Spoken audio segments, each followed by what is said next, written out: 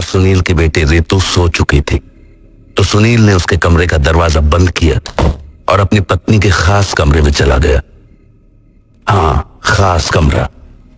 दरअसल सुनील की पत्नी कविता तंत्र मंत्र के काम में बहुत माहिर थी। इतनी ज्यादा माहिर कि अगर उसकी बुरी नजर किसी पर पड़ जाए तो वो नजर उतारे नहीं उतरती थी। तो कविता अपने तंत्र मंत्र से जुड़े काम देर रात अपने उसी खास कमरे में किया करती थी। तो जब कविता का पति सुनील उसके कमरे में जाकर बैठा तो उसने कहा, क्या हुआ, परेशान क्यों दिख रहे हो? मैं बस यही सोच रहा था कि कहीं तुम कमजोर तो नहीं हो गई। क्या मतलब? मतलब ये कि तुम इतने महीनों से मेरे छोटे भाई और उसके परिवार पर टोटके करने की कोशिश कर रही हो, पर अभी तक उन पर कोई खास असर पड़ा नहीं है। वो तो अब भी वैसे ही हंस खेल रहे हैं। कहीं तुम अपनी विद्याएं भूल तो नहीं गई? शुक्र मनाओ कि तुम मेरे पति हो, वरना अगर किसी और ने मुझसे इस तरह से बात की होती तो। मुझे गलत मत समझना, मुझे तुम्हारी विद्या पर पूरा भरोसा है, पर बीते समय के साथ मेरे अंदर की बेचैनी भी बढ़ती जा रही है। तुम चिंता मत करो, बस कुछ ही दिनों की बात है।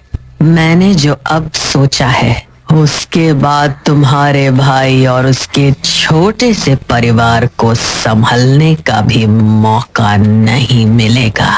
प्रेत नाचेंगे उसके आंगन में, तुम बस देखते जाओ। पर इस सब में और कितना वक्त लगेगा? 2 से 2.5 महीने और। काश तुम ये चीजें और जल्दी कर पाती। असर जल्दी देखना हो तो बस मेरे पास उन सभी के बाल ले आओ, अगले ही दिन उनका पूरा परिवार साफ हो जाएगा।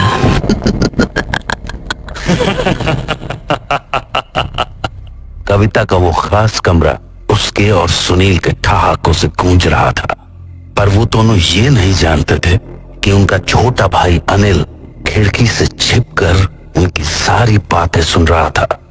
अपने भैया और भाभी के मुंह से ये बात सुनकर उसके पांव तले की जमीन खिसक गई। वो भागा भागा अपनी पत्नी पविता के पास पहुंचा और उसे सारी बात बता दी। तो उसकी पत्नी बोली, मुझे लग रहा था कि भाभी ही ऐसी हैं, पर भैया भी। मुझे तो अब इस घर का पानी पीने में भी डर लग रहा है। ना जाने वो हमें या हमारे बच्चों को क्या कर दे।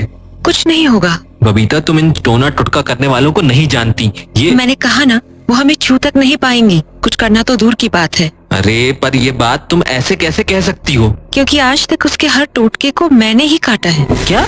हाँ, तुम्हारी भाभी आज से नहीं, कई सालों से ही कोशिशें कर रही हैं और हर बार मैंने उनके टोटके को काटा है।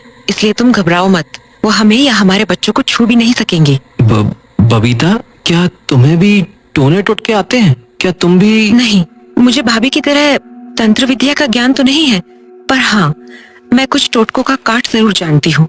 और क्योंकि भाभी इसी घर में रहती हैं, तो मेरे लिए उनके टोटकों का काट निकालना आसान हो जाता है। पर भाभी भैया से कह रही थी कि अगर वो हमारे बाल उन्हें लाकर दे दें तो वो एक दिन के अंदर सब कुछ बर्बाद कर सकती हैं। इसलिए मुझे लगता है कि हमें अब इस घर में रुकना नहीं चाहिए। पर हम जाएंगे कहाँ? कहीं भी, बस यहाँ से दूर। मैं नहीं चाहता कि भाभी की काली नजर हमारे परिवार पर पड़े, खासकर हमारे बच्चों पर। हम कल ही ये घर खाली कर देंगे। तो अगले दिन अनिल पत्नी के साथ अपने भैया के पास चला गया और उनसे बोला, भैया, हम लोग ये घर छोड़ रहे हैं। क्या? पर क्यों?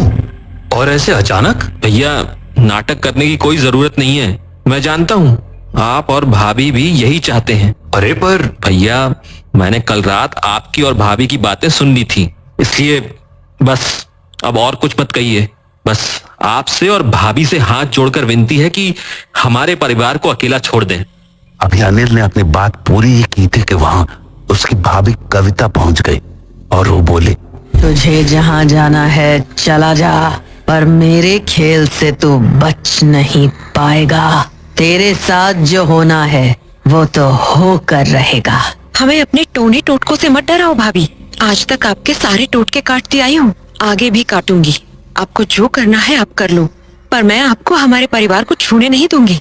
बबीता की बात सुनकर अनिल का हौसला तो जरूर बढ़ा, पर तभी उसकी भाभी जोर जोर से हंस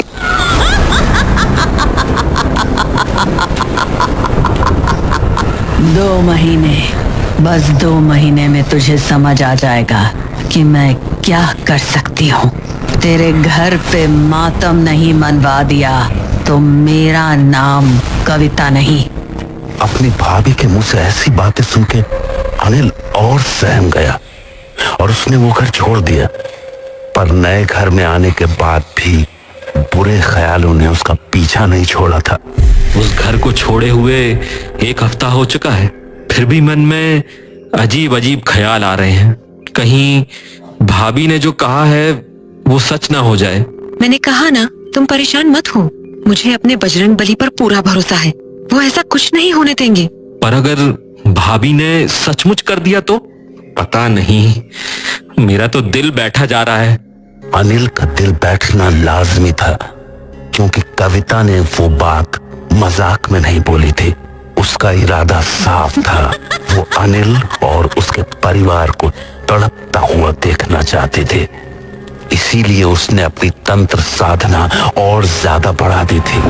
वो हमेशा ही अपने उस कमरे में बैठी रहती थी और अब तो उसके साथ उसका पति सुनील भी वहां बैठता था। मुझे लगा नहीं था कि अनिल की पत्नी भी ये सब जानती है, तभी वो तुम्हारे टोटकों को काट दिया करती थी। चिंता मत करो, अब जो उनके साथ होगा वो झेल नहीं पाएंगे। अच्छा ही हुआ कि दोनों ये घर छोड़ दिए। पहले उन लोगों के कारण मुझे छुप छुप कर अपनी साधना करनी पड़ती थी, पर अब ऐसा नहीं है। अब की बार का खेल ऐसा खतरनाक होगा कि उनकी पुश्तें याद रखेंगी। अब की बार मैं उन पर वो छोड़ूंगी जिससे छुटकारा तभी मिलेगा जब उनके शरीर से प्राण निकल जाएंगे। कविता और सुनील अपनी बातों में इतने मगन थे कि उन्हें पता ही नहीं चला कि उनकी बेटी रितु ने खिड़की के पीछे से सब कुछ सुन लिया था।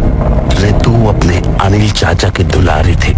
शायद वो उन्हें अपने पिता से भी ज्यादा मानते थे, इसलिए अपनी माँ के मुंह से ऐसी बातें सुनने के बाद वो भागी भागी अनिल चाचा के घर चली आई और उन्हें सब कुछ बता दिया। वो सारी बातें सुनने के बाद अनिल बोला, बेटा तुमने पक्का ये सुना था? हाँ चाचू, सच्ची। बबीता ये तो जिद पर अड़ गए हैं। मुझे लगता है हमें इस बारे में ताऊ जी से बात करनी होगी। वो गांव के सरपंच हैं, वो जरूर हमें इस मुसीबत से निकाल लेंगे। ठीक है। अनिल मरता क्या न करता, अपनी इस समस्या का हल निकालने के लिए वो गांव के सरपंच ताऊ के पास पहुंच गया और जब उसने ताऊ को सारी बातें बताई तो ताऊ ने कहा, बात तो बड़ी है अनिल बेटा, पता नहीं सुनील को क्या हो गया है, ये ऐसा तो बिल्कुल नहीं था। हाँ ताऊ जी, पिताजी की मौत के बाद सब कुछ बदल गया। नहीं बेटा नहीं, चीजें बदलना बहुत पहले शुरू हो गया था। मतलब ये कि तेरे भाई की शादी होने के बाद से ही तेरे पिता का बर्ताव अजीब सा हो गया था, मानो वो अपने होश में ही ना हो। शायद इसीलिए उन्होंने तेरे भाई को 10 बीघा जमीन दे दी और तुझे बस 3 बीघा से संतोष करना पड़ा। मेरा दिल कहता है कि ये सब तेरी उस भाभी का किया धरा है। ताऊ जी, मुझे अपने खेत जमीन से कोई मतलब नहीं है। मैं तो बस इतना चाहता हूँ कि भैया भाभी हमें अकेला छोड़ दें और हमें चैन से जीने दें।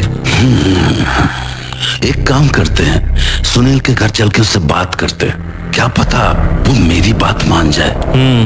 जी ठीक है ताऊ जी। तो ताऊ की बात मानकर अनिल अपने बड़े भाई के पास चला गया, पर वहां जाने पर जब सुनील ने उन्हें देखा तो वो ताऊ जी पर भड़कने लगा। ताऊ जी, आप मेरे घर इसे क्यों लेकर आए हो? शांत हो जा सुनील बेटा और इसकी बात सुन ले, ये तो तुझसे माफी मांगने आया है। माफी? हाँ भैया, मैं आपके सामने अपने परिवार की भीख मांगने आया हूँ। आप जो बोलेंगे मैं करने को तैयार हूँ, पर आप भाभी से कहिए कि वो हमारे परिवार को बख्श दें। अनिल ने अपनी बात पूरी ही की थी कि वहां उसकी भाभी आ गई। अरे अभी से ही कांपने लगे? तेरी पत्नी ने तो खूब चौड़ में आकर कहा था ना कि जो करना है कर लो, अब क्या हो गया? भाभी, हमसे गलती हो गई, बहुत बड़ी गलती हो गई। हम इस गांव को भी छोड़ देंगे, बस आप हमें बख्श दो। देख बेटा सुनील, मुझे तो तेरे परिवार की बातें ज्यादा नहीं पता हैं, पर मैं तेरे पिता को जानता था और वो कभी नहीं चाहेंगे कि बड़ा भाई ही छोटे भाई को कष्ट पहुंचाए। तो बेटा तू इसकी भूल चूक माफ कर दे और रहने दे इसे आराम से अपने परिवार के साथ। ताऊ जी की बात सुनने के बाद सुनील ने कुछ देर तक सोचा और फिर बोला, ठीक है ताऊ जी, मान लिया आपकी बात। मैं कविता को कुछ भी करने से मना कर दूंगा, पर एक शर्त पे। शर्त? कैसी शर्त? मुझे इसकी सारी जमीन अपने नाम पर चाहिए। क्या? हाँ ताऊ जी, अब यही मेरी शर्त है। अरे बेटा, पर उसके पास है ही क्या? सारी जमीन तू ही ले लेगा तो वो अपना परिवार कैसे चलाएगा? कम से कम कुछ तो छोड़ दे इसके लिए। ठीक है, इसे कह दो अपने और अपने परिवार के लिए 1 बीघा रख ले और बाकी की सारी जमीन मेरे नाम पे कर दे। अगर मंजूर हो तो बोलो। मंजूर है भैया, सब मंजूर है, बस मेरे परिवार को अकेला छोड़ दो। सुनील ने कागज के लिखा पढ़े के लिए अनिल को अगले दिन आने के लिए बोला, पर उस रात अनिल और उसकी पत्नी बबीता के सामने कुछ अजीब सा हुआ।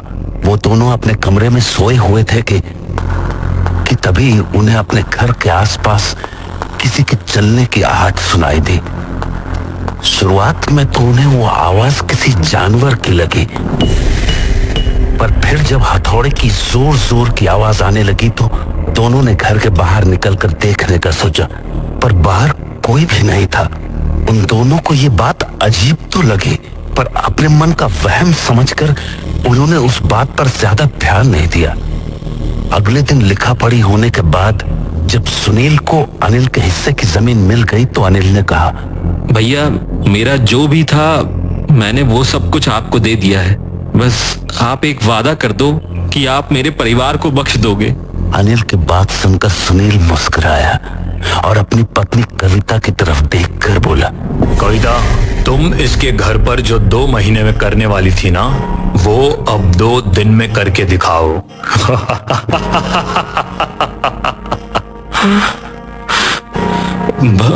भैया ऐसा मत करो, मैं आपके हाथ जोड़ता हूँ।